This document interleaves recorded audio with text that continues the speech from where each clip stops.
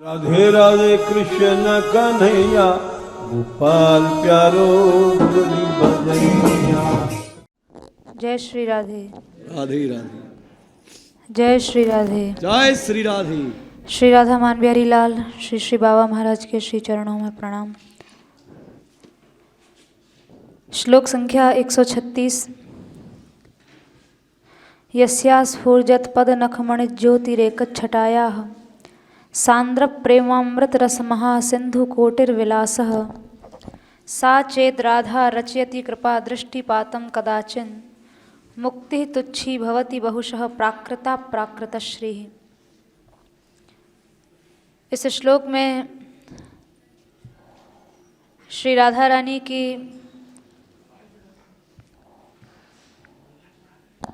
कृपा कटाक्ष की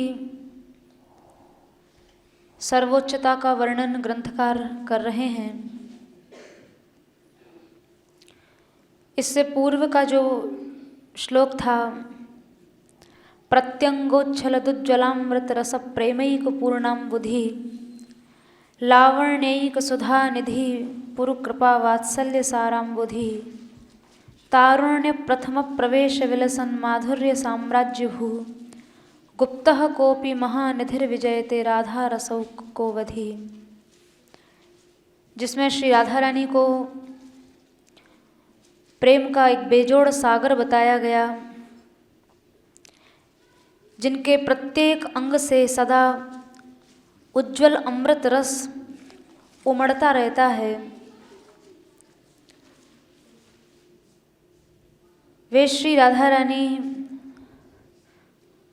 प्रेम महानिधि लावण्य का एक अद्वितीय समुद्र हैं। कृपा और वात्सल्य गुण की तो सार हैं, जिन्होंने अभी अभी यौवन में बस प्रवेश ही किया है। इससे माधुर्य का उद्गम स्थान श्री राधा रानी प्रतीत हो रही हैं। ऐसी रस की जो एकमात्र सीमा है, उन श्री राधा रानी का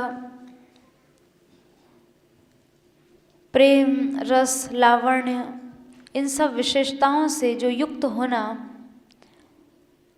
पूर्व के श्लोक में दिखाया गया था, उसी को श्लोक संख्या 136 में ग्रंथकार स्मरण कर रहे हैं। और जैसा वर्णन उन्होंने किया है श्री जी की विशेषताओं का, प्रेम रस लावण्य आदि विशेषताओं का, उससे भी कहीं अधिक जो अनिर्वचनीय रूप जिसका वर्णन संभव ही नहीं है, जिसका ग्रंथकार ने साक्षात अनुभव किया है, जिसे देखा है,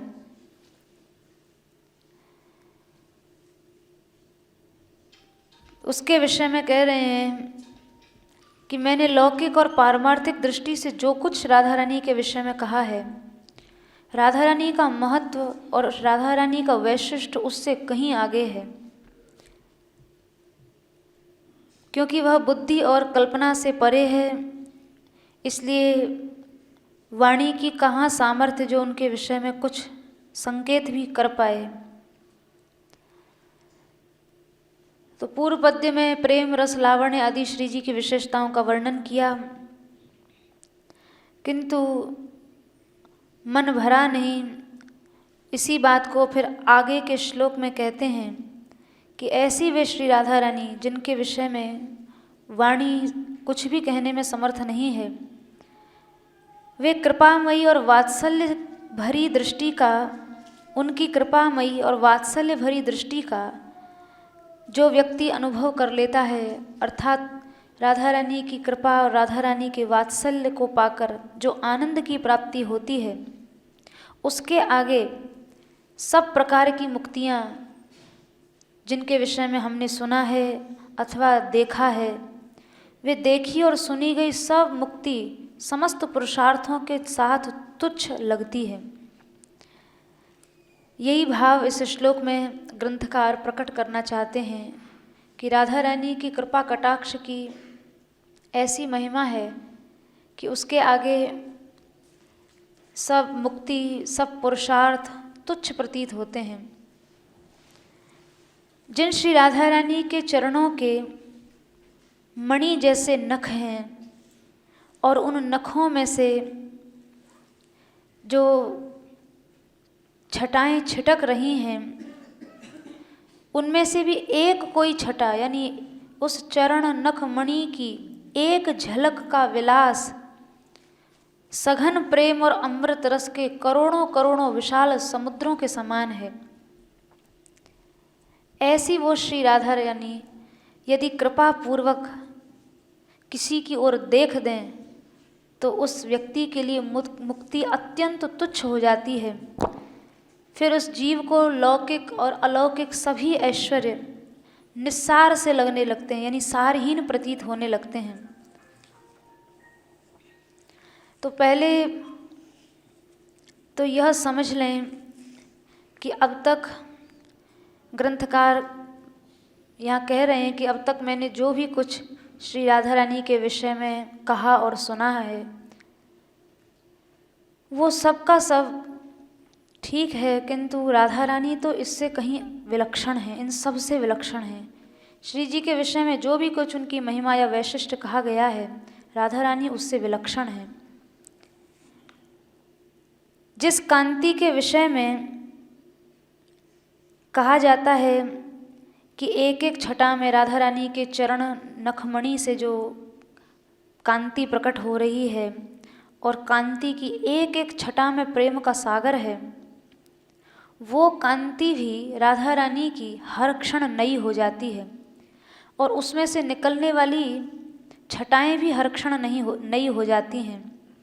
जैसे मंजरी निकलती है तो किसी पुष्प में से या तुलसी में से जैसे मंजरी प्रकट होती है, ऐसे ही श्री राधा रानी की कांति से नई नई छटाएं प्रकट होती रहती हैं और एक एक छटा में विशाल प्रेम आनंद का, एक एक छटा में करोड़ों करोड़ों प्रेम और आनंद के विशाल अगाध समुद्र भरे पड़े हैं। तो यहाँ ये टीकाकार कह रहे हैं कि जैसे कारण के अभाव में कार्य का अभाव होता है और कार्य की विद्यमत्ता से कारण की विद्यमत्ता का भी पता चलता है, ऐसे ही राधा रानी की जो छटा है वो कारण है और उसी कारण से लीला आदि कार्यों की उत्पत्ति होती है। जैसे वट का बीज कारण है और वट का वृक्ष कार्य है, बीज नहीं होगा तो वृक्ष कैसे हो सकता है। तो ऐसे ही श्री राधा रानी की पद नख मणि जो है, उस मणि की जो छटा है वो कारण है और उस छटा का ही विलास अनेकानेक लीलाओं के रूप में प्रकट होता है, जिसमें प्रेम रूपी अमृत और रस के विशाल और अगाध करोड़ों करोड़ों समुद्र बन जाते हैं। श्री जी की नखमणि की छटा कारण है और इससे उत्पन्न होने वाली अनंतानंत जो लीलाएं हैं वो कार्य हैं। ऐसा श्री राधा रानी का अचिंत्य महात्म्य है अथवा अचिंत्य प्रभाव है। जैसे संसार में सुनने को मिलता है कि चिंतामणि में बहुत करामात होती है, चिंतामणि से आप जो भी चाहें वो सब लौकिक संपत्ति प्राप्त हो जाती है, वैसे ही श्री राधा रानी के पद नख मणि की एक छटा में प्रेमामृत और रस के विशाल गहरे समुद्र हों तो इसमें क्या आश्चर्य की बात है। इस पद नख मणि की एक छटा के सूक्ष्म से विलास के आगे बेचारी चिंतामणि क्या चीज़ है। उसमें भी यहाँ राधा रानी का वैभव नहीं बता रहे हैं, यहाँ राधा रानी के चरण नख मणि की छटा के विलास का, कोई छोटे से विलास का यहाँ वैभव बताया जा रहा है।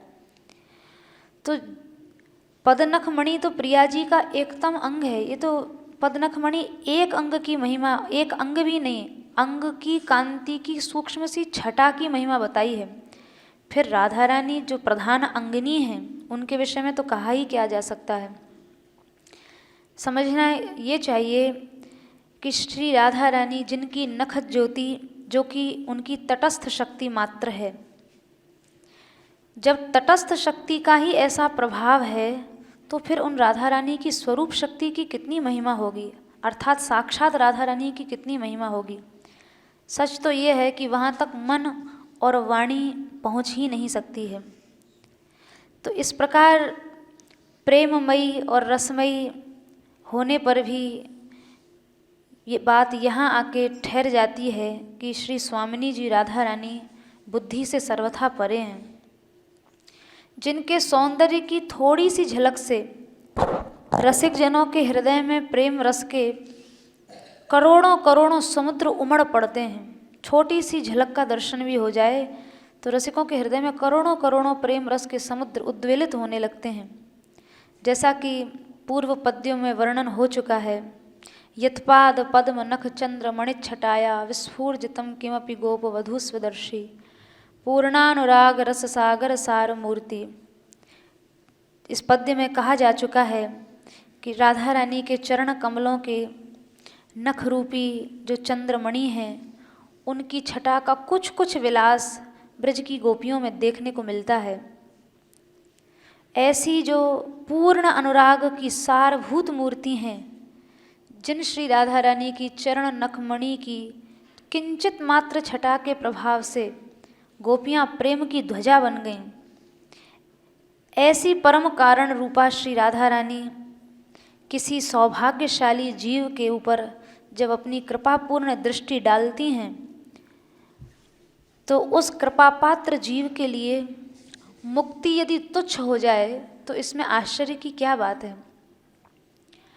मुक्ति मानव मात्र के लिए एक चरम पुरुषार्थ है। जहाँ तहाँ साधनशील जो लोग देखे जाते हैं वो मुक्ति की इच्छा से ही साधन भजन करते हैं, पर वो मुक्ति भी यहाँ तुच्छ हो जाती है। मुक्ति ही तुच्छी भवति बहुशः प्राकृता प्राकृतश्री। श्री तुच्छ हो जाती है। श्री से तात्पर्य है जो लौकिक वैभव है या लौकिक जो ऐश्वर्य है, वो सब भी तुच्छ हो जाता है। भाव ये है कि कृपा पूर्वक जब राधा रानी किसी की ओर देखती हैं, अत्यंत उदार होकर जब देखती हैं, तो वे उस बड़भागी या वो उस अधिकारी जीव को अपना प्रेम रस प्रदान कर देती हैं और उस प्रेम रस से उस जीव को प्रियानंद राधा रानी की लीला आदि देखने का अधिकार मिल जाता है। अब विचार करें, जिसका मन प्रेम रस समुद्र में गोता लगा रहा है श्री जी की कृपा से, तो उसे फिर ऐश्वर्य में क्या रुचि होगी। ऐश्वर्य तो उसको निस्सार प्रतीत होगा, उसको व्यर्थ सा लगेगा। संसार का जो ऐश्वर्य है वो सूर्य के प्रकाश की भांति तटस्थ है। जैसे सूर्य का प्रकाश निकलता सूर्य से ही है, किंतु निकलने के बाद वो उससे तटस्थ रहता है। कहाँ सूर्य है और कहाँ धरती में उसकी रश्मियाँ आ जाती हैं, किरणें कितनी नीचे आ जाती हैं, तो वो एक सूर्य के प्रकाश का सूर्य से ये तटस्थ होना कहलाया गया।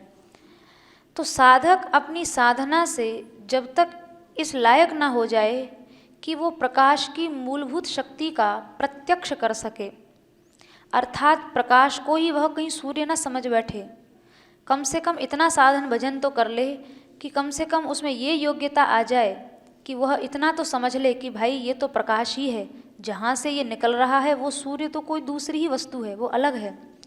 कहीं ऐसा ना हो प्रकाश और प्रकाश के उद्गम स्थान सूर्य दोनों को ही एक समझ बैठे।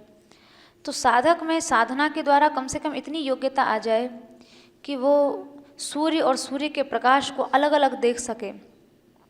तो जब तक सूर्य के विषय में साधक को पता नहीं लगेगा, तब तक सूर्य के प्रकाश से जो सृष्टि में एक चाकचक्य दिखाई दे रहा है या एक चमक दिखाई दे रही है, ब्रह्मांडों का जो ऐश्वर्य दिखाई दे रहा है, तो उसे लगेगा यही सब कुछ है।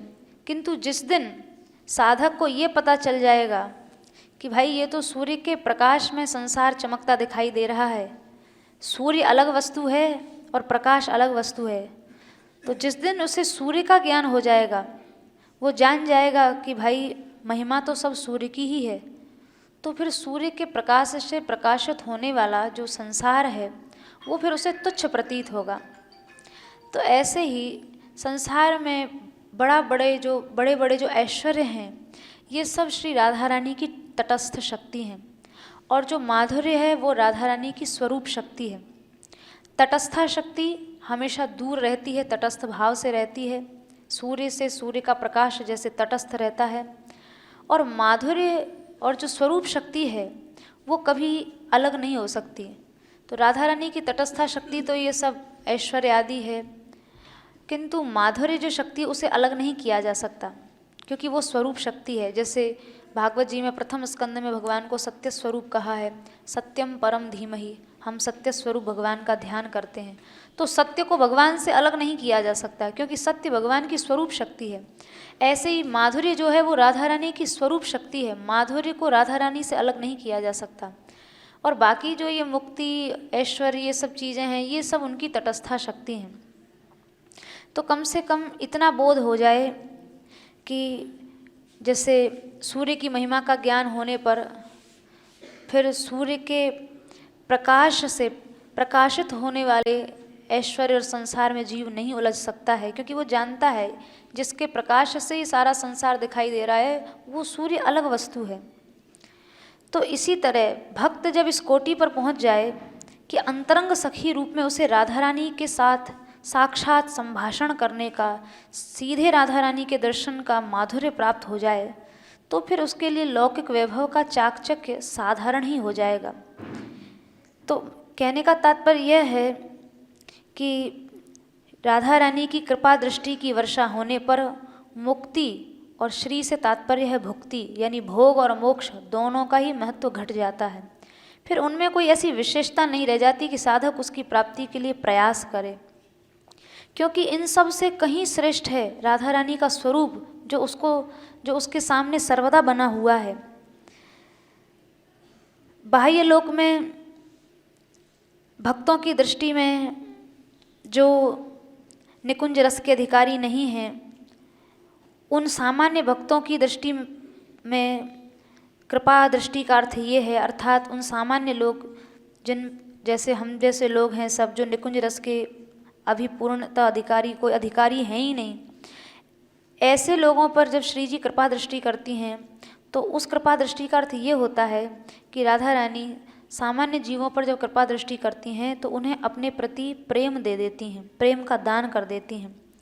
और जब वो प्रेम दान हो जाता है, यानी किंचित मात्र भी, थोड़ा सा भी श्री जी के चरणों में अनुराग हो जाएगा, तो फिर शास्त्रों में जो मुक्ति और श्री इन सब की महिमा कही गई है, ये सब चमत्काराधायी होने पर भी फिर रसिकों के लिए आश्चर्य का कारण नहीं हो पाती। कहने का तात्पर्य यह है कि श्री जी जब अपने अंतरंग परिकर, निज परिकर यानी सखी पक्ष में जब कृपा करती हैं, तो वहाँ तो उन सखियों को कृपा के फलस्वरूप साक्षात राधा रानी का दर्शन करने का अवसर मिल जाता है, सीधे श्री जी से बातें करने का अवसर मिल जाता है। और जब साधक पक्ष पर, साधारण लोगों पर जब श्री जी कृपा करती हैं, तो श्री जी अपने चरणों में साधक को अनुराग दे देती हैं, जिसके आगे रिद्धि सिद्धि ये सब फीके लगने लग जाती हैं। तो यहाँ ग्रंथकार को दोनों ही रूपों का अनुभव हुआ है। अंतरंग पक्ष में सखी रूप के अभिमान के कारण साक्षात श्री जी के साथ संभाषण और दर्शन का भी अवसर प्राप्त हुआ है, और साधक पक्ष में राधा रानी ने कृपा करके अपने चरणों में जो उनको अनुराग दिया है उसका भी अनुभव यहाँ ग्रंथकार को है। तो यहाँ साधक पक्ष और सखी पक्ष, जो अंतरंग पक्ष और बाह्य पक्ष है, दोनों की ही बात यहाँ ग्रंथकार ने कही है, क्योंकि इन्हें दोनों ही बातों का अनुभव है। दूसरी बात ये है कि राधा रानी के नित्य धाम श्री वृंदावन का मुक्ति, श्री, ये सब सेवन किया करते हैं, यानी मुक्ति स्वयं इस ब्रजभूमि का आश्रय लिए पड़ी है। ये मुक्ति भी यहाँ यह चाहती है कि श्री जी के परिकर की कृपा दृष्टि मेरे ऊपर पड़ जाए और मैं धन्यता का अनुभव करूं। तो फिर ऐसी मुक्ति आदि की तुच्छता राधा रानी के जो अनन्य जन हैं या रसिक जन हैं, वो उस मुक्ति की इच्छा क्यों करेंगे जो मुक्ति बेचारी खुद उस परिकर की कृपा दृष्टि के आशा से यहाँ इस भूमि में पड़ी हुई है। तो इस पद्य में श्री जी की कृपा कटाक्ष की सर्वोच्चता ही मुख्य रूप से बताई जा रही है कि राधा रानी की कृपा कटाक्ष हो जाए तो भोग मोक्ष ये सब अत्यंत तुच्छ प्रतीत होने लगते हैं। जैसे कि पूर्वार्ध श्लोक के पूर्वार्ध में कहा है, यस्या स्फूर्जत पद नख मणि ज्योति रेकत छटाया सांद्र प्रेमामृत रस महासिंधु कोटिर विलासः। यहाँ जो कहा है कि श्री जी के नख चंद्र मणि की एक छटा में करोड़ों करोड़ों प्रेम के समुद्र भरे हुए हैं, अगाध समुद्र, बड़े गहरे समुद्र। ये बात अंतरंग और बहिरंग दोनों प्रकार के रसिकों को ध्यान में रखकर कही गई है। यानी सखी और साधक, एक साधक परिकर और एक सिद्ध परिकर। साधक परिकर से तात्पर्य वो है जो अभी चल ही रहे हैं, सिद्ध परिकर से तात्पर्य वो है कि जो वहाँ पहुँच चुके हैं। तो साधक और सिद्ध दोनों परिकर के लिए बात कही है कि श्री जी के चरण नख की एक छटा में प्रेम के करोड़ों करोड़ों समुद्र, अगाध समुद्र विद्यमान है। किंतु साधकों को तो उन समुद्रों के यानी प्रेम के समुद्र के आगे मुक्ति तुच्छ लगने लगती है, पर सखियों को मुक्ति की याद ही नहीं रहती। ये यहाँ अंतर दिखाया गया है। यानी उस प्रेम के समुद्र में डूबते दोनों ही हैं, साधक भी डूबते हैं और सखी सिद्ध परिकर भी डूबते हैं। तो साधक जब डूबता है तो उसको लगता है कि इसके आगे तो मुक्ति तुच्छ है, पर सिद्ध परिकर जब डूबता है तो उसको तो चूँकि मुक्ति की याद भी नहीं रहती है, इसलिए मुक्ति उसके मन मस्तिष्क में तो मुक्ति के तुच्छ होने का, न होने का, मुक्ति नाम की कोई वस्तु है भी या नहीं भी है, ये बात उसके मन में तो आती भी नहीं है। यानी साधक पक्ष जब तक है तब तक मुक्ति पता है कि भाई मुक्ति ये वस्तु है, पर जब सिद्ध भाव आ जाएगा तब वहाँ श्री जी के नखचंद्र मणि के ध्यान के अलावा कोई दूसरी बात ध्यान में ही नहीं आएगी। तो फिर वहाँ ना तो कोई तुलना का भाव दिखेगा, ना वहाँ न्यूनाधिक के कोई भाव दिखेगा। अब यहाँ बता रहे हैं कि राधा रानी दो प्रकार से दृष्टिपात करती हैं। एक तो होता है सहज भाव से और दूसरा होता है विशेष भाव से। यानी एक तो किसी को सहज रूप से देखना और दूसरा किसी को विशेष रूप से देखना। तो जब राधा रानी सहज भाव से किसी को देखती हैं तो उसका फल क्या होता है और विशेष दृष्टिपात का फल क्या होता है, वह यहाँ टीकाकार बता रहे हैं।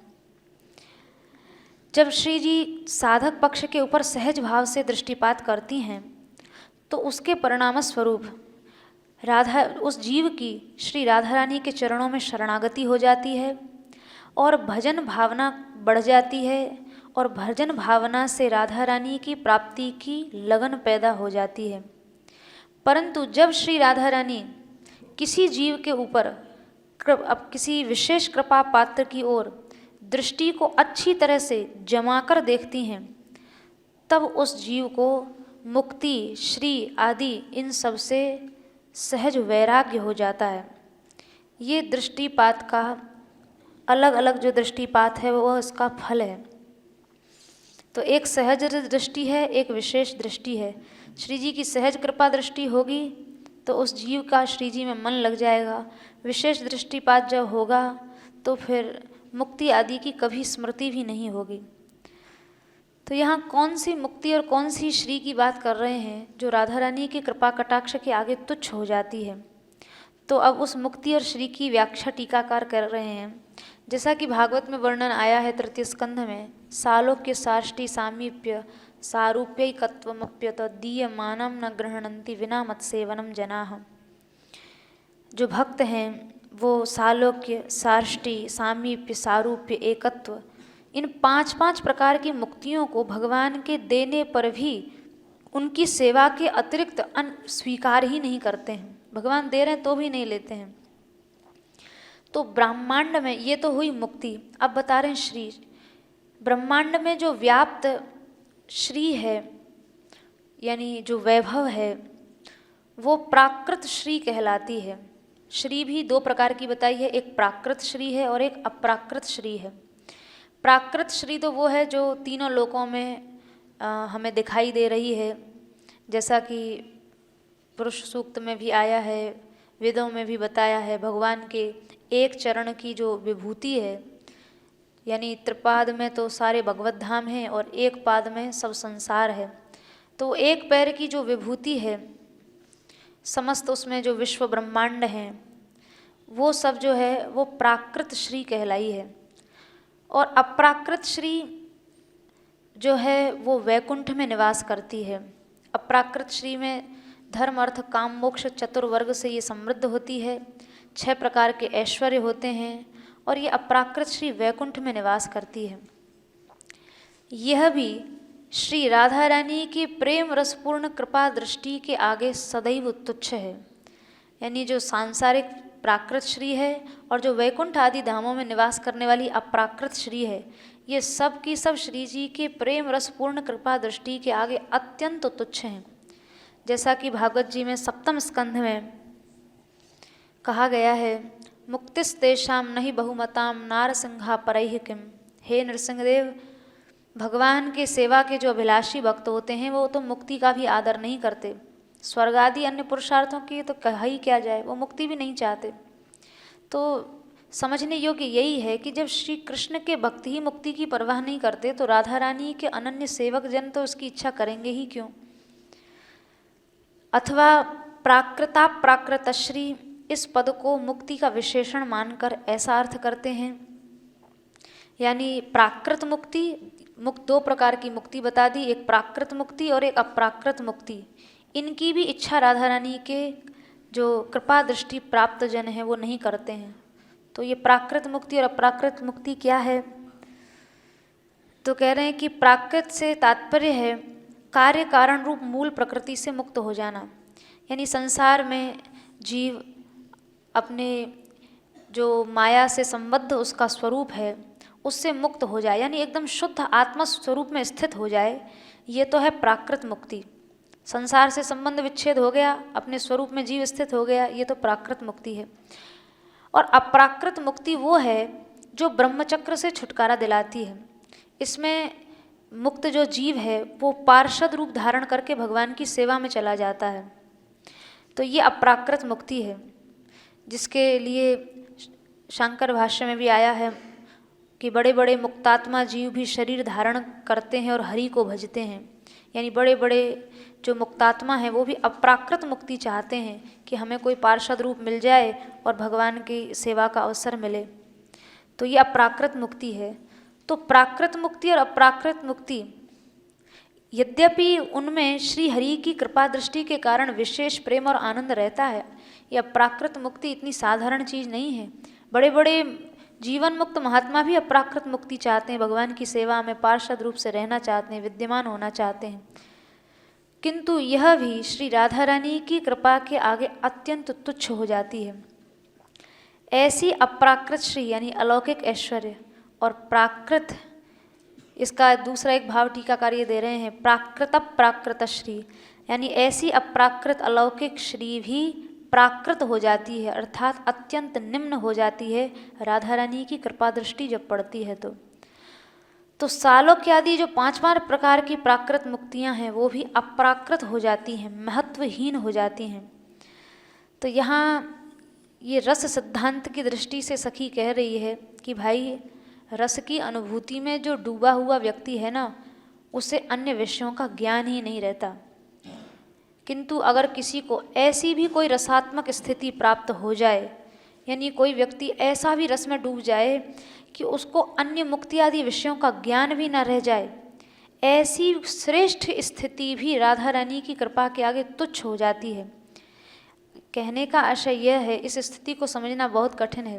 पहली बात तो रस में डूबना ही कठिन है, परंतु रस की जो अधिष्ठात्री सखियां हैं वे रस का समुद्र जब उमड़ता है तो उसमें डूबकर भी सावधान रहती हैं, पूरी तरह नहीं डूबती हैं। डूबकर सावधान रहना ये एक बड़ी विलक्षण स्थिति है।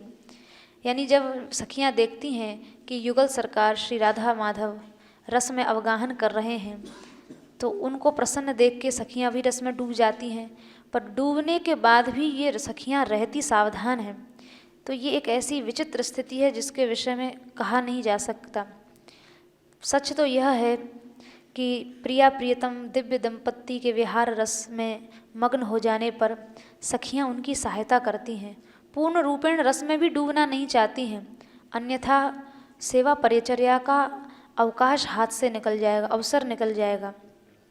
जैसा कि वृंदावन महिमामृत ग्रंथ में शतककार ने कहा है, केशान बध्नन्ति भूषाम विदधति वसनम वास्यन्त्या शयन्ति वीणाम वंशादि हस्ते निदधति नट नायादराद्वादयन्ते वेशाद्यर्धिम च कर्तुम कथमपि नितराम आलय शक्नुवन्ति श्री राधा कृष्णयोरुन्मद मदन कलोत्कंठ्यो कुंज वीथ्याम। सखियाँ जब कुंज वीथी में उन्मद मद कला में जो उत्कंठित राधा माधव हैं, जो सब कुछ भूल चुके हैं, ऐसे विहार की अवस्था में पहुंच चुके हैं, जो सब कुछ भूल गए हैं, उन श्री प्रिया प्रियतम को रस में डूबा हुआ देखकर सखियां स्वयं भी रस में अवगाहन तो करती हैं पर सावधान रहती हैं, क्योंकि उस समय प्रिया प्रीतम के केशों को संभालना पड़ता है।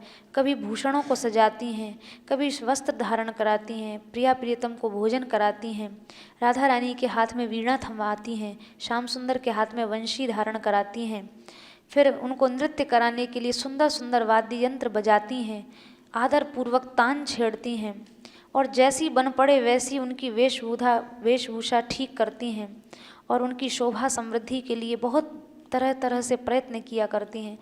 तो ये एक वो स्थिति है जहाँ प्रिया प्रीतम रस में मत्त हैं, उसके बाद उनकी रसमत्तता से सखियाँ भी मत्त तो हैं पर हैं सावधान, ताकि सेवा में किसी भी प्रकार का व्यवधान ना हो, अव्यवहित रूप से सेवा चलती रहे। तो ये एक बहुत दिव्य स्थिति का वर्णन यहाँ ग्रंथकार ने किया है। एक तीसरा भाव प्राकृता प्रकृत श्री का यहाँ टीकाकार दे रहे हैं कि प्राकृत से तात्पर्य है माधुर्य और अप्राकृत से तात्पर्य है ऐश्वर्य।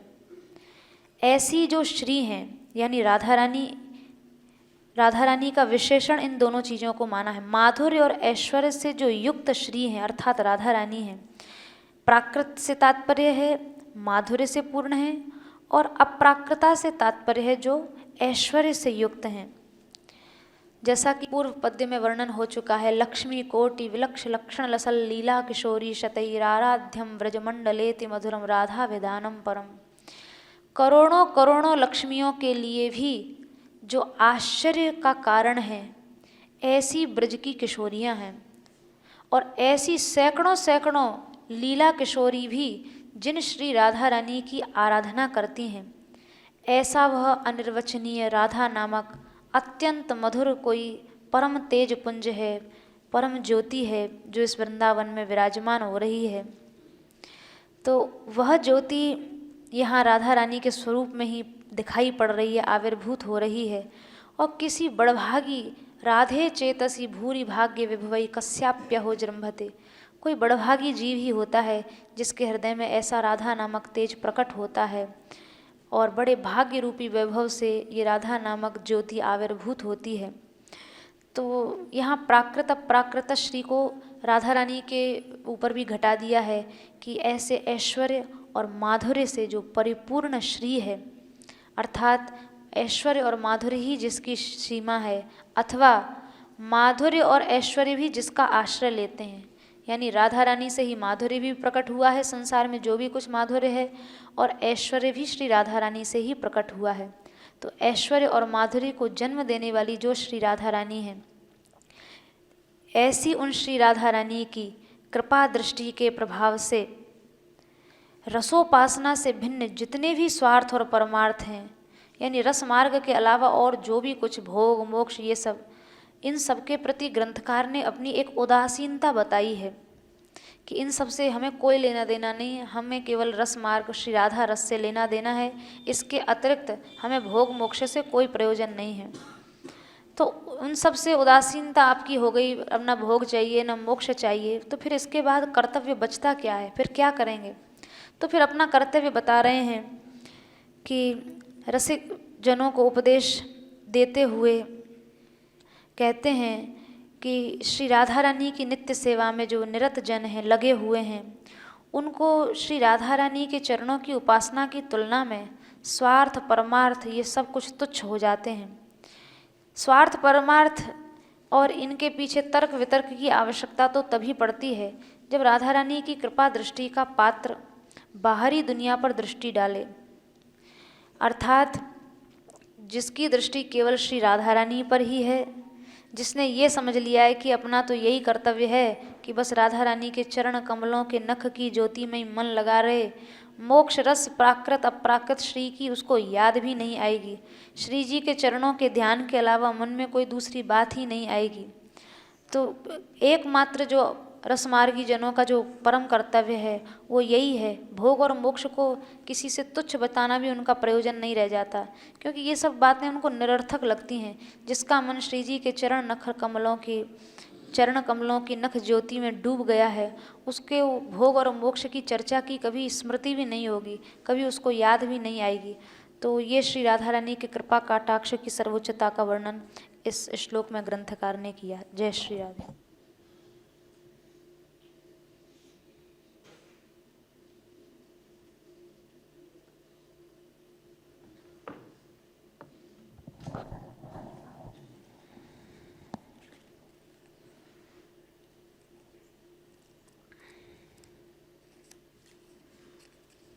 श्री राधा मन बेरीलाल एवं श्री श्री बाबा महाराज के श्री चरणों में बारंबार प्रणाम।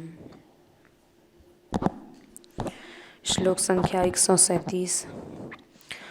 कदा वृंदारण्ये मधुर मधुरानंद रसदे प्रियेश्वर्यः केली भवन नव निकुंजानी मृगये कदा श्री राधाया पदकमल माध्वी कलहरी परिवाहैश्चेतो मधुर कर मधीरम मदयता।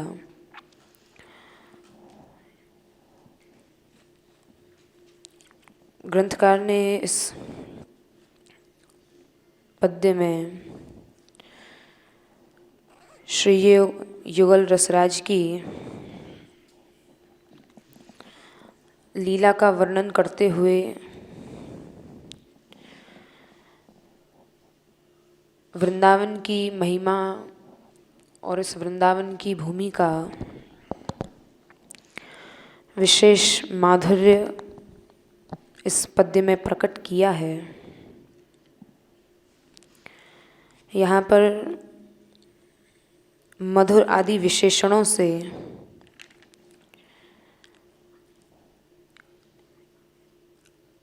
इस पद्य में और अग्रिम पद्य में वृंदावन की भूमि, नित्य निकुंजी की जो भूमि है, उसकी सामर्थ्य शक्ति का वर्णन किया है। इस पद्य का जो ग्रंथकार का मूल भाव है, कदा वृंदारण्ये मधुर मधुरानंद रसदे, कब श्री वृंदावन में मधुर से मधुर आनंद रस देने वाली श्री राधा रानी की केली के लिए, श्री राधा रानी की जो लीलाएं हैं, केली लीलाएं हैं, मैं उन नवीन नवीन कुंजों को खोजा करूंगी जिन कुंजों में वे विहार करेंगी।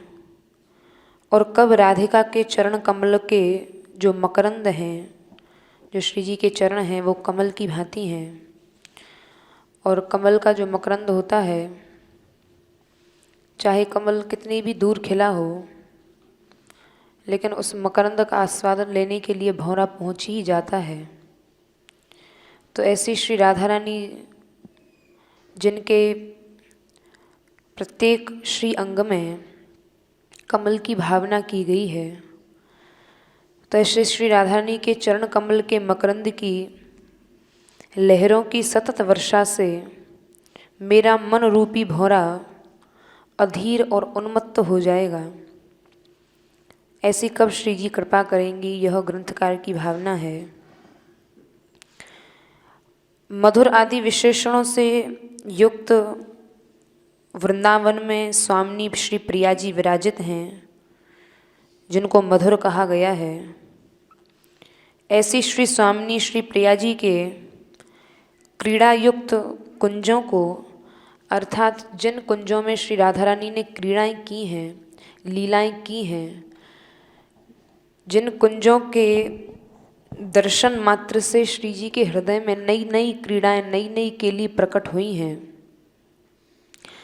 उन कुंजों को मैं कब खोजूंगी, यह ग्रंथकार सखी भाव से कह रहे हैं, क्योंकि वृंदावन की प्रसिद्धि के विषय में, श्री वृंदावन की महिमा, इस निकुंज की महिमा के विषय में श्री प्रबोधानंद जी ने अपने शतक में कहा है, खग वृंदम पशु वृंदम द्रुमवल्ली वृंद मुदमद प्रेमणा प्रीणद यद मृद रसेन शांतम वृंदावनम नमत। यहाँ पर श्री वृंदावन कैसा है कि उन्मद प्रेम पूर्वक अमृत रस दान करते हुए जो पक्षी, पशु और यहाँ इस वृंदावन की भूमि में जो वृक्ष लताएं हैं, उनको भी यह वृंदावन रस प्रदान करता है। ऐसे श्री वृंदावन को नमस्कार करो। लेकिन वृंदावन की भूमि में ये रस आया कहाँ से?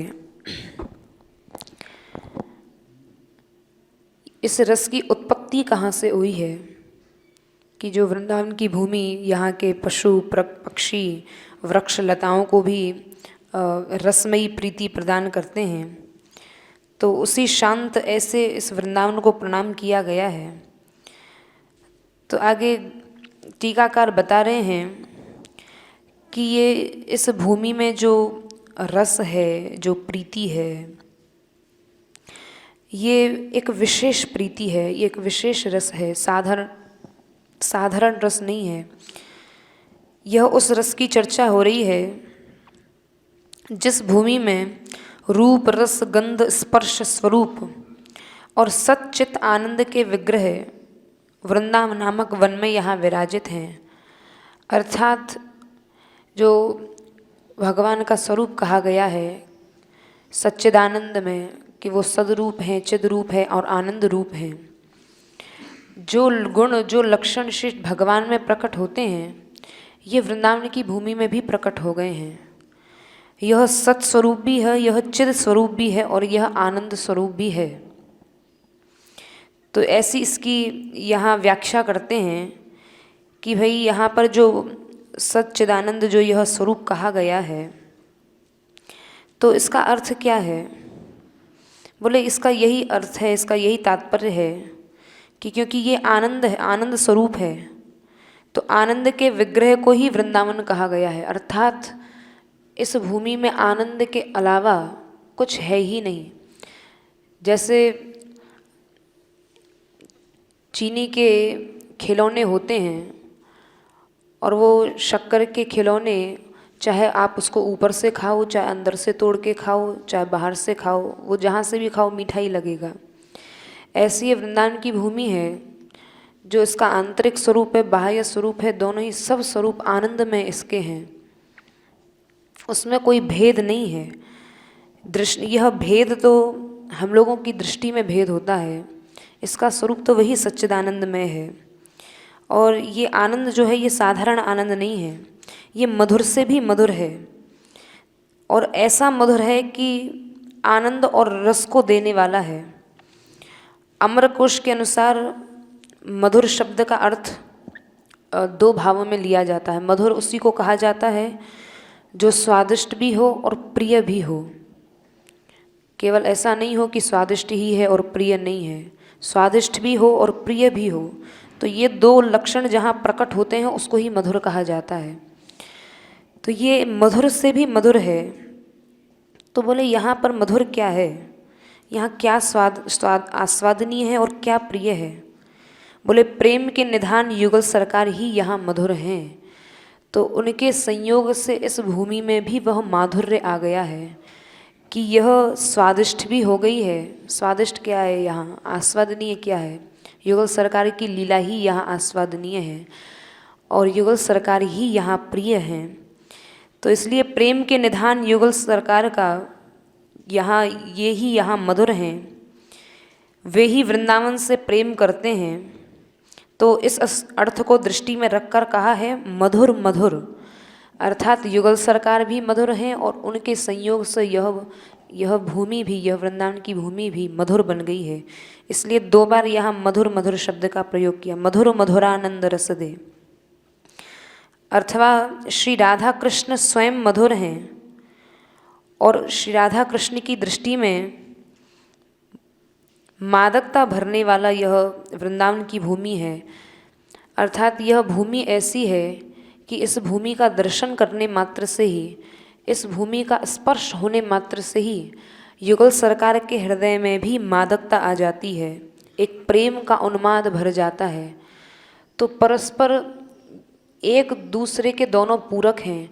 अर्थात इस भूमि में मधुरता युगल सरकार के स्पर्श से आई और इस भूमि का दर्शन करके, इस भूमि का स्पर्श पाके युगल सरकार में एक लीला का प्राकट्य होता है। तो श्री जी की यहाँ विशेष केली लीलाएं प्रकट होती हैं। तो यहाँ पर यह वृंदावन की विशेष महिमा प्रकट की गई है। किंतु वृंदावन उन्हें भी मधु मादकता प्रदान करता है, ऐसी इस भूमि में सामर्थ्य है। इसलिए यहाँ पर मधुर मधुर यह आनंद का विशेषण कहा गया है।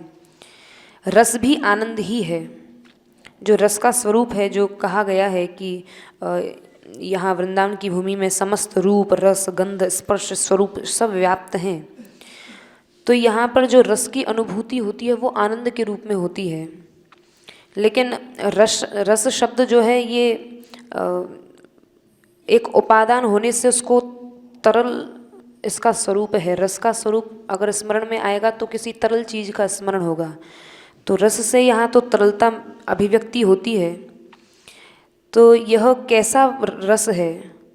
बोले ये ऐसा रस है कि इस रस के प्रकट होते ही हृदय एकदम द्रवीभूत हो जाता है, द्रवित हो जाता है, गीला हो जाता है, आर्द्र हो जाता है। तो यह ऐसा प्रेमावेश का यहाँ रस है जो युगल सरकार के हृदय में प्रकट होता रहता है और यहाँ ऐसी रस का प्राकट्य सदैव रहता है। तो इसीलिए यहाँ पर इस वृंदावन की भूमि को मधुर, आनंद और रस, ये तीनों विशेषण दिए गए हैं कि यह मधुर भी है, आनंदमयी भी है और रस प्रदान करने वाली भी है। तो यह वृंदावन रस भी प्रदान करता है, आनंद भी प्रदान करता है और इसके स्मरण और दर्शन से मधुरता आ जाती है। तो उस कोटि का रस और आनंद जिसमें अपने चारों ओर की पदार्थ सत्ता की प्रतीति लुप्त हो जाती है, अर्थात जहाँ पर इस आनंद के प्रकट होते ही चारों ओर विस्मृति हो जाती है, लौकिक चीज़ों की विस्मृति हो जाती है, ऐसी इस भूमि में सामर्थ्य है। और युगल स्वरूप को भी मादक बना देने वाली ऐसी वृंदावन की भूमि है, जो शतक में भी कहा है, आतनवानो स्थिर चरमपि प्रेम माध्वी मदांधम राधा कृष्णावपि च लुठतौ भूतले यद्रसेन वृंदारण्यम तदिद मतुल प्रोन्मादनंद सिंधु स्यंदी द्राक्पद मिभ ममा चुचुर चित्तरत्नम।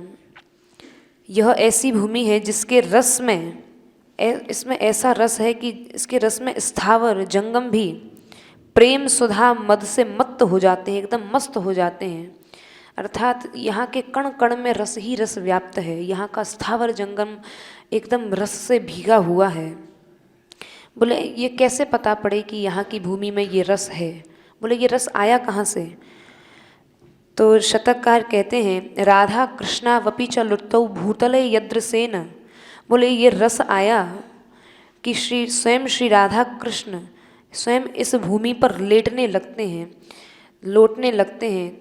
तो जब श्री राधा कृष्ण दोनों के श्री अंग का इससे संयोग होता है इस भूमि से, तो स्वयं ही अपने आप ही इस भूमि में भी रस आ जाता है। क्यों? क्योंकि श्री राधा रानी रस की देवी हैं, रस की अगाध समुद्र हैं। श्री राधा रानी कृपा की समुद्र हैं, कारुण्य की समुद्र हैं, सिंधु हैं। तो उनके स्पर्श से कैसे नहीं इस भूमि में रस आएगा।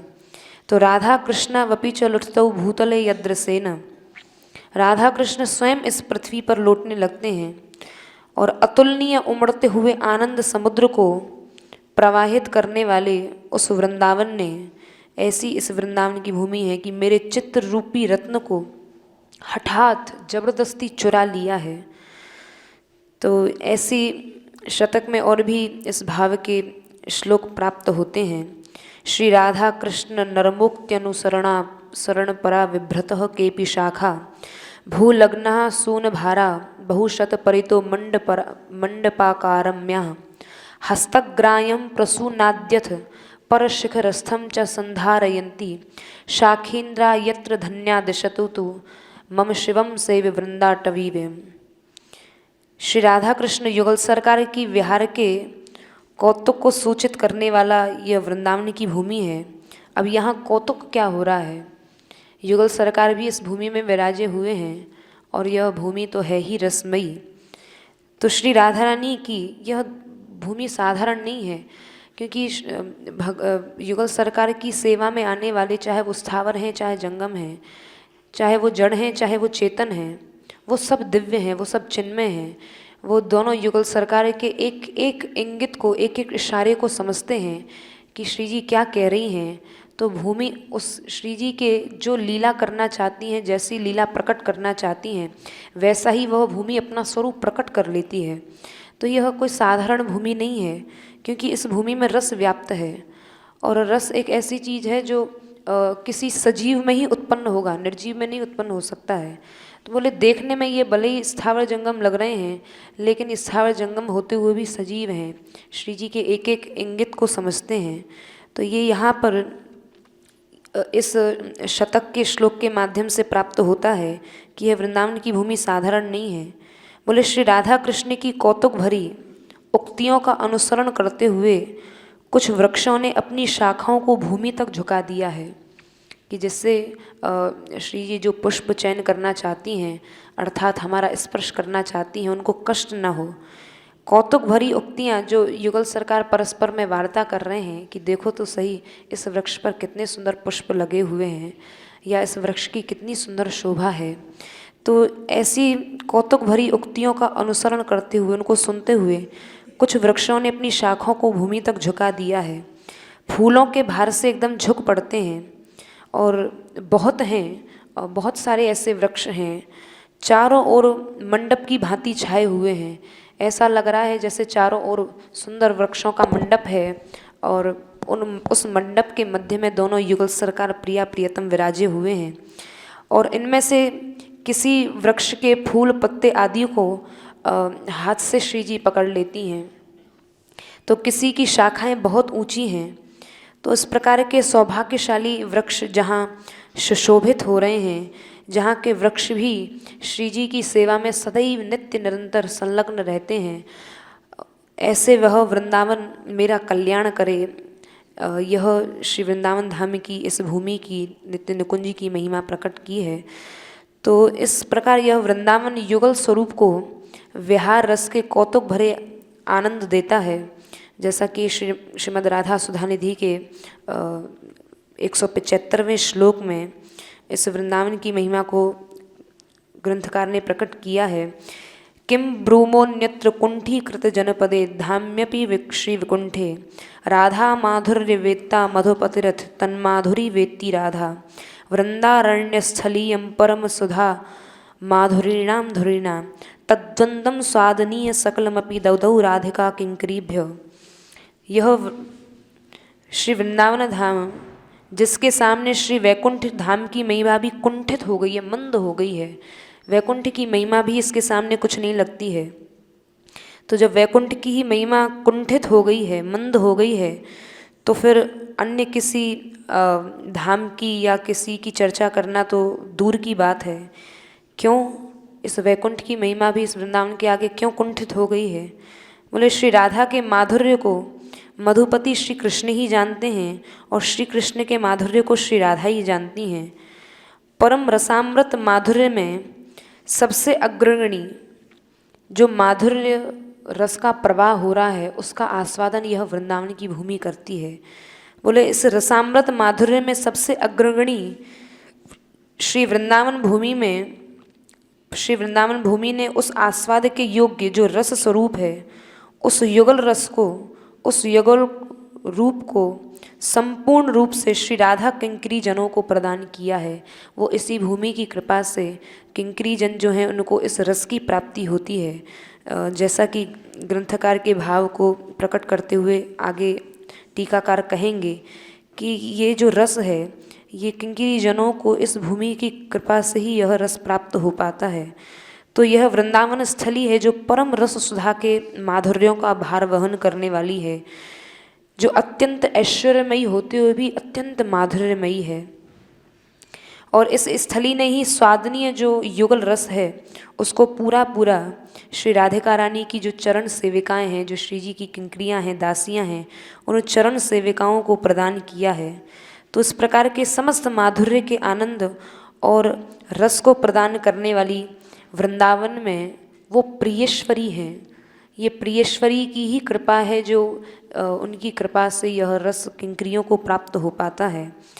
तो वृंदावन में प्रियेश्वरी के केली कुंजों को मैं कब खोजूंगी, ऐसा सखी भाव से ग्रंथकार श्री जी के चरणों में यह विनती कर रहे हैं। तो यहाँ प्रियेश्वरी जो कहा है, प्रियेश्वरी शब्द का यह विग्रह होगा प्रिया जो ईश्वरी, अर्थात श्री कृष्ण के अगाध प्रेम की निधान, श्री कृष्ण के अगाध प्रेम की स्वामिनी जो प्रिया हैं। अथवा इसका दूसरा भाव यह प्रकट होता है कि प्रिय की जो ईश्वरी हैं, अर्थात प्रिय धन की धनिक जो कृष्ण हैं, उनकी सर्वस्व जो ईश्वरी हैं, ऐसी सब गुणों से संपन्न श्री राधा रानी। क्योंकि प्रिय के द्वारा जो इष्ट की भांति, प्रिय भी जिनको इष्ट की भांति उनकी सेवा करते हैं और प्रिय पर अंकुश रखने वाली हैं और उनके प्राणों में समाई हुई हैं, ऐसी उन श्री राधा की केलियाँ जहाँ होती हैं, यहाँ उस निकुंज की चर्चा की है। क्योंकि यहाँ पर जो केली भवन है, केली भवन का यहाँ कोई दूसरा अर्थ संभव ही नहीं है। ये उसी केली भवन की चर्चा हो रही है जहाँ पर जिस केली भवन में, जिस भवन रूप में नई कुंजें हैं, जो केवल केली के लिए ही वृंदावन ने प्रकट की हैं, जो श्री राधा रानी की नई नई केली के लिए ही जो प्रकट हुई हैं, ऐसी जहाँ पर नित्य नई निकुंजों का निर्माण होता ही रहता है। और इस निकुंज में ये कोई साधारण निकुंज नहीं है। बोले ये ऐसी निकुंज हैं जैसे कोई घर में रहने वाला व्यक्ति है, तो घर में रहेगा तो ऐसा नहीं कि केवल चार दीवारी खड़ी हो गई और उसमें रह रहा है। घर में कोई रह रहा है, इसका मतलब उसके उपयोगी जो भी सामान है वो भी उसमें सब है वहाँ। तो ये ऐसी निकुंज है जहाँ पर श्री जी के जो भी सेवा में आने वाली वस्तु सामग्री है वो सब पहले से ही उपस्थित है। तो ऐसी नव निकुंजों को मैं कब खोजूंगा, और मेरा मन जब चंचल होगा तो प्रत्येक कुंज को खोजूंगा कि अमुक कुंज में अमुक केली को उद्दीपन, यानी यहाँ पर यह लीला प्रकट हुई है। इसका मतलब यहाँ इस निकुंज भवन में ऐसा कौन सा विशेष ऐसी क्या विशेषता है कि श्री राधा रानी की यहाँ ऐसी अंतरंग लीला प्रकट हुई है। तो इससे कुंज की विशेषता भी प्रतीत होगी। तो ऐसा यहाँ पर ग्रंथकार ने भावना की है कि वहाँ क्या क्या खोज सकूँगा मैं भला, उन खास खास लीलाओं का पता लगाऊंगा जिनसे इन निकुंज में विशेषता आई है। तो ऐसी यहाँ श्री राधा माधव की यह विशेष लीला प्रकट हुई है। इस श्लोक में, इस पद्य में 2 बार कदा शब्द का प्रयोग हुआ है। कदा वृंदारण्य मधुर मधुरानंद रसदे, और एक कदा श्री राधाया पद कमल माधवी कलर रहरी। तो उत्तरार्ध में कदा से प्रारंभ होने वाला वाक्य और पूर्वार्ध के वाक्य से पृथक है। यहाँ दोनों कदा का अलग अलग अर्थ लिया गया है। इसका मतलब यह है कि जब मन स्थिर होगा तब जो हमारी प्राण प्रिया श्री राधा रानी हैं, उन प्राण प्रिया श्री राधा रानी के पद कमल के मकरंद को पिलाकर अपने मन रूपी भौरे को एकदम मस्त बना दूंगा। राधा का साक्षात नामोल्लेखन करने से यह व्यंजित होता है कि इसका मतलब यह है कि यह जो सखी श्री जी के इतने अंतरंग रस की कामना कर रही है, और इसका मतलब उसका इतना अंतरंग प्रवेश है, तो इसका मतलब यही प्रतीत होता है, ध्वनित होता है कि श्री जी की ये बड़ी विश्वास पात्रा सखी है। ये अत्यंत विश्वास पात्रा है कि श्री राधा रानी जिसके हृदय निकुंज में सदा वास करती हैं, सदा ही श्री जी उसके हृदय निकुंज में वास किया करती हैं। तो ऐसी श्री राधा के चरण रूपी 2 कमलों का माधवी यानी मकरंद पराग और उसका रस हमेशा मैं इस मन रूपी भ्रमर को पिलाता रहूँगा और मस्त बनाता रहूँगा। ऐसी श्री राधा रानी जिनके चरण कमल हैं, और ऐसे उन चरण कमलों का जो मधुकर है, यह सदैव ही उन्मत्त बना रहे, ऐसी श्री जी के चरणों में प्रार्थना है, क्योंकि जो ऐसे मन रूपी भौरे को कम उन्मत्त बनाऊंगा। उन्मत्त उसको कहते हैं जो आदमी उन्मत्त होने के बाद सब कुछ भूल जाता है, उसको किसी चीज़ की स्मृति नहीं रहती है। तो यही पूर्व पद्य में भाव था कि श्री जी के चरणों के उस रस के आगे वह ऐसी स्थिति हो जाती है कि फिर बड़ी बड़ी मुक्तियों को भी वह नहीं चाहता है, सब कुछ भूल जाता है। तो ऐसी स्थिति मेरी यहाँ इस प्रकार ग्रंथकार ने अपने आचरण की व्याख्या की है, अर्थात मुझे ऐसे इस रस की प्राप्ति हो चुकी है, इसलिए मुझे अन्यत्र और किसी वस्तु की आवश्यकता नहीं है। और ये वृंदावन भूमि की ही कृपा है जो ऐसे रस की प्राप्ति और इन लीलाओं की प्राप्ति, इनका दर्शन हमें हो रहा है। जय श्री राधे। जय श्री राधे। यद्यपि दोनों श्री जी ने, मुरली ने भाव स्पष्ट किए हैं, किंतु जो हमको अनुभव हुआ वो कुछ अलग है। हमको इस जीवन में जब हम पैदा हुए थे सन 1938 में, तो हमारे पिताजी गंगा नहाते थे और बहुत अच्छे तैराक थे। वो कोई ऐसी घटना घट गई, डूब गए। तैराक ही डूबता है, और डूबने के बाद सारे प्रयाग में हल्ला मच गया, शुक्र जी बह गए। बड़ी बड़ी नावें छोटी, और बहुत सी नावें उनको खोजने के लिए चली, क्योंकि वहाँ के प्रसिद्ध व्यक्ति थे, आईजी ऑफिस के सुप्रिटेंडेंट तक थे, जहाँ अंग्रेज लोग होते हैं। खैर वो संगम के पास बहते जा रहे थे, और वहाँ पर एक नाव पहुँच गई और उनके पेट के नीचे पतवार घुसा कर उठा लिया और लाके वहाँ दारागंज में घाट पर लिटाया और उनको उल्टा करके पानी निकाला। खैर बहुत लंबे उपचार से होश में आए। फिर सारे शहर में प्रसिद्धि हो गई कि बड़ा भाग्यशाली लड़का है। पहले तो बड़ी लोगों ने अपशब्द कहे थे। एक विचित्र घटना थी। उसके बाद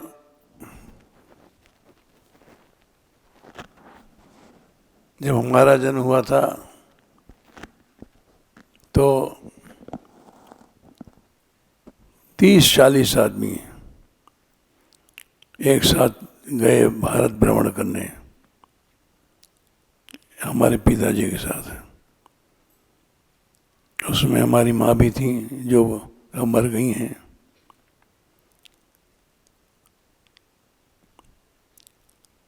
यद्यपि उनका विचित्र जीवन था,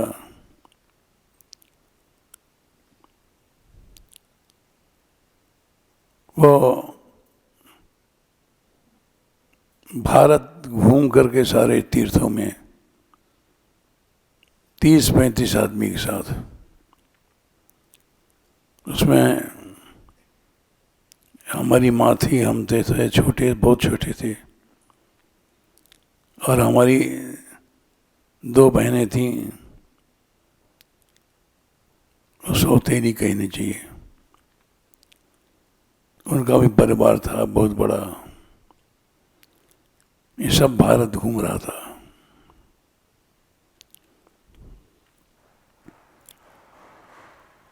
और खैर वहाँ से आए उसके बाद वो रामेश्वर हमारा नाम पड़ा था, क्योंकि रामेश्वर जी में मुंडन हुआ था हमारा। उसके बाद हमारे पिताजी आए, लंका गए, सीलोन। सीलोन में वो स्थल दिखाई पड़ा जो हनुमान जी ने जलाया था। जमीन सारी राख हो गई। ये सब घूम करके आए और यहाँ आने के बाद उन्होंने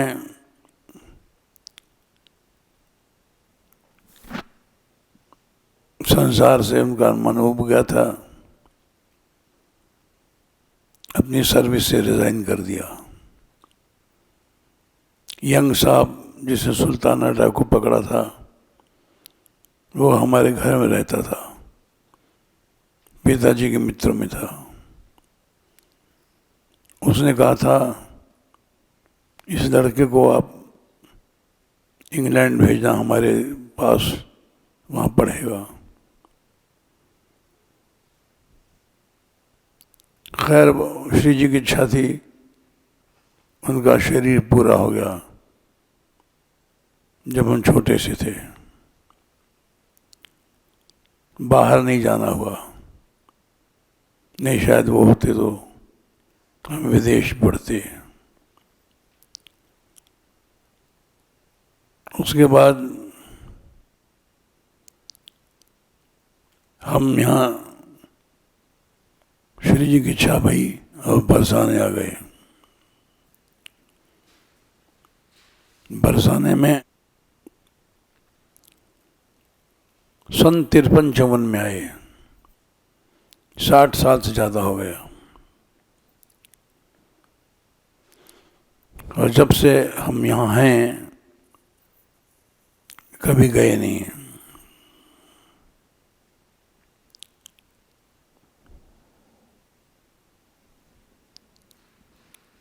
यहाँ आने के बाद भी अजीब घटनाएं घटी। 3 बार मृत्यु आई, 3 अटैक हुए। और यहाँ गुड़गांव में जो अस्पताल है वेदांता, वहाँ लोग ले गए और 2 अटैक में हम बच गए, तीसरे में कभी नहीं बचेंगे। तीसरा अटैक यहाँ हुआ था जब यहाँ हम मान मंदिर में थे। तीसरा अटैक भी हुआ और रात को हुआ तो हमने कहा था, तो कीर्तन किया लड़कियों ने, उससे भी बच गए। बड़ा आश्चर्य है, 3 बार मृत्यु आई चली गई।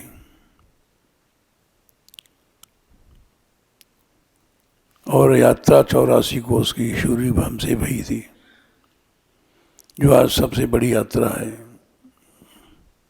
हमने शतक में पढ़ा था कि बरसाने में झील है, तो यहाँ कोई झील नहीं है। झील बहुत बड़ी पानी की समुदाय हो तो विचार हुआ झील भी बननी चाहिए। एक विचित्र घटना और घटी। 5000 वर्ष से ये उजाड़ था गहवर वन, और यहाँ वृक्ष लगाए गए आप लोगों के सामने, और कई हजार वृक्ष लग गए। मोरला पहाड़ पे भी लग गया। आश्चर्य है कि फिर से गहवर वन फिर से हरा जाएगा। झील भी ये सबने इसलिए बताया कि जो वृंदावन धाम है अलौकिक है।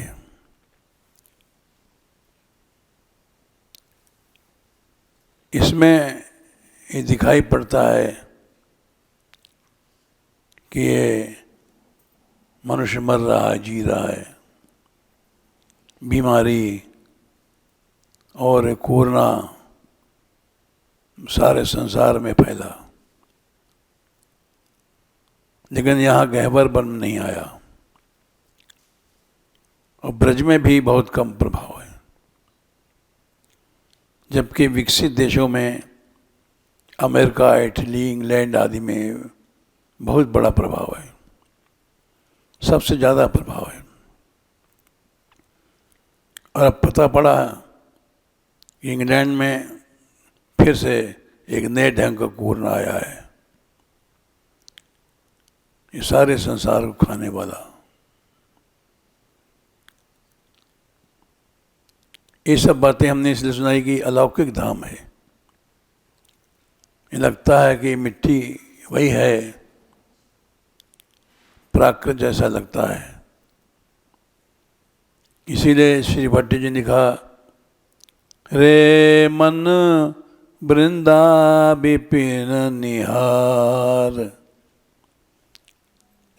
यद्यपि मिलय कोटि चिंतामणि, तदपि न हास पसार। चिंतामणि दिव्य संपत्ति देती है, ऐसी करोड़ों चिंतामणि मिले तब भी उधर मत देखना और इसी मिट्टी में पड़े रहो।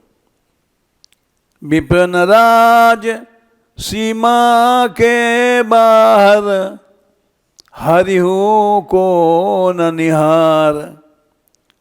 कृष्ण भी आ जाए तो उनको मत देखना, बाकी पैसा थैला संसारी भोग तो छोटी चीज है। जय श्री भट्ट धूरि धूसर तनु, यह आशा उरधार। यहाँ की मिट्टी में शरीर को लीन कर दो और इसी आशा से पड़े रहो, तुमको दिव्य वृंदावन की प्राप्ति हो जाएगी। उस दिव्य वृंदावन का वर्णन किया 136वें श्लोक में। यस्या स्फूर्जत पतंग घमड़ी ज्योति एक छटाया।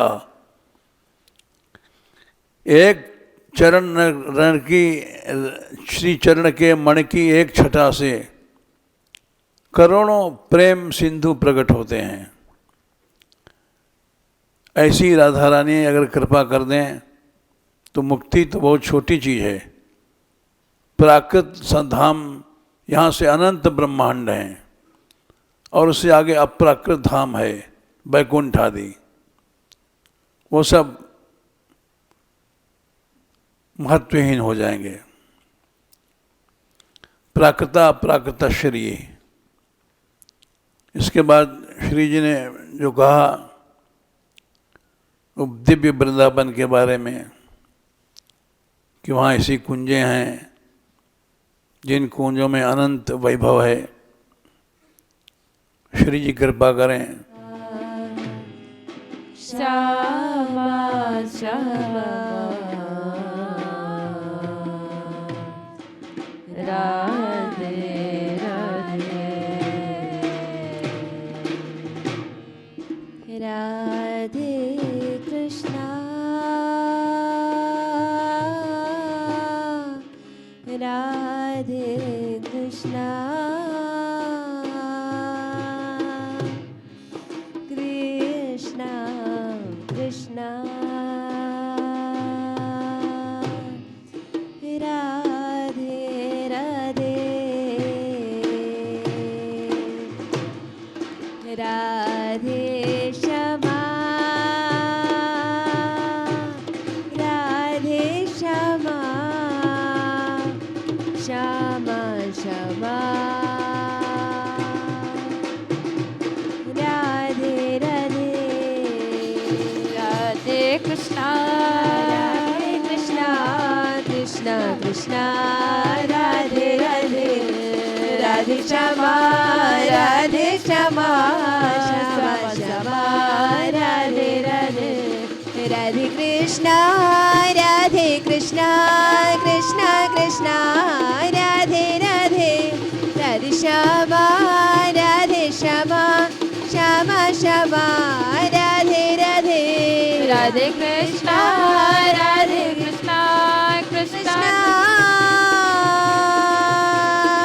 कृष्ण कृष्ण राधे राधे राधे श्यामा श्यामा श्यामा राधे राधे राधे कृष्ण कृष्ण कृष्ण राधे राधे राधे श्यामा श्यामा श्यामा राधे राधे राधे कृष्ण कृष्ण कृष्ण राधे राधे राधे श्यामा श्यामा श्यामा राधे राधे राधे कृष्ण कृष्ण कृष्ण राधे राधे राधे श्यामा श्यामा श्यामा राधे राधे राधे कृष्ण कृष्ण कृष्ण राधे राधे राधे श्यामा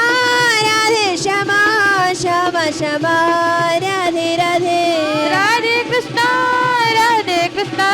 कृष्ण कृष्ण राधे राधे राधे श्यामा श्यामा श्यामा राधे राधे राधे कृष्ण कृष्ण कृष्ण राधे राधे राधे श्यामा श्यामा श्यामा राधे राधे राधे कृष्ण कृष्ण कृष्ण राधे राधे राधे श्यामा